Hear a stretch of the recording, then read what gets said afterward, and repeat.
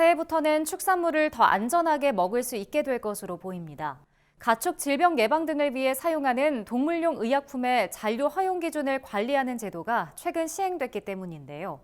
정부는 소와 돼지, 달걀 등의 축산물과 어류를 대상으로 제도를 우선 적용하고 이후 대상을 확대한다는 계획입니다. 이은영 기자가 전해드립니다. 앞으로 축산물과 수산물에 대한 동물용 의약품 사용이 더 엄격하게 관리될 전망입니다. 식품의약품안전처와 농림축산식품부, 해양수산부는 동물용 의약품 PLS를 1월 1일부터 본격 시행한다고 최근 밝혔습니다. 동물용 의약품 PLS는 동물용 의약품의 잔류 기준을 관리하는 제도입니다. 이 제도가 시행되면 잔류 허용 기준이 없는 동물용 의약품은 킬로그램당 0.01mg이라는 일률적인 잔류 허용 기준에 적용을 받게 됩니다.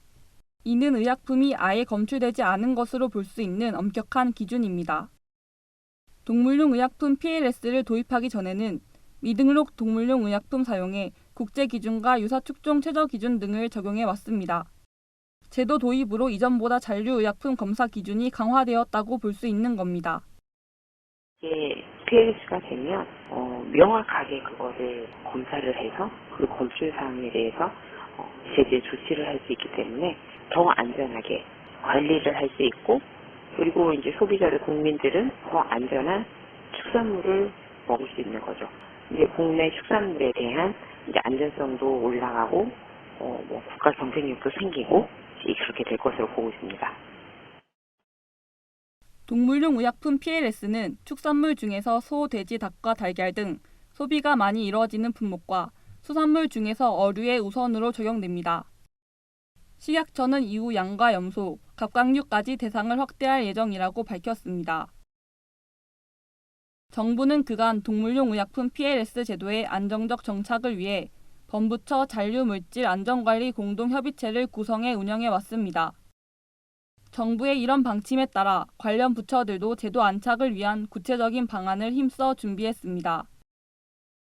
식약처는 안전관리 강화를 위해 동물용 의약품 총 212종에 대해 2,622개의 품목별 잔류 허용 기준을 마련했습니다.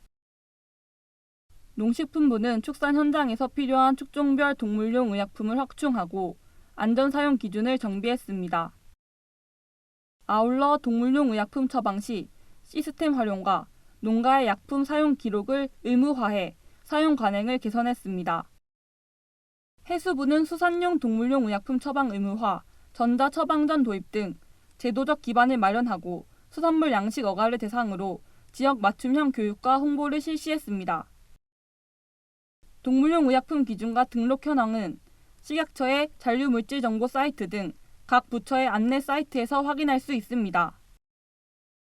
정부는 동물용 의약품 PLS 시행에 대해 제도 도입으로 국민의 먹거리 안전성과 우리 축수산물의 수출 경쟁력이 높아질 것으로 기대한다고 밝혔습니다. MBS 이은영입니다.